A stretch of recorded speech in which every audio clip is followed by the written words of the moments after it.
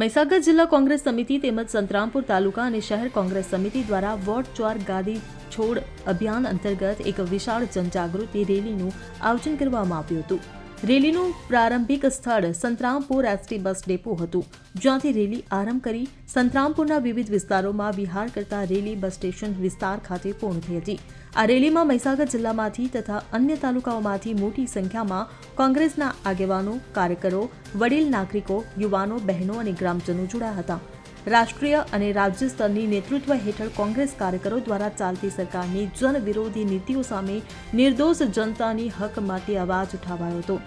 આ રેલીનો મુખ્ય હેતુ લોકશાહીને બચાવવો, વોટ ચોરી સામે જનતા સાથે જાગૃતિ લાવવી અને યોગ્ય નેતૃત્વ માટે આંદોલનશીલ થવાનું છે. આ સમગ્ર કાર્યક્રમ શાંતિપૂર્ણ અને આયોજનબદ્ધ રીતે સંપન્ન થયો હતો. સંદીપ દેવશ્રી સાથે CN24 ન્યૂઝ, મહીસાગર. હવે જુઓ દેશ દુનિયાની તમામ ખબરો તમારી આંગળીના ટેરવે. ઉઠાવો મોબાઈલ અને Google Play Store પરથી ડાઉનલોડ કરો અમારી CN24 ન્યૂઝ મોબાઈલ એપ.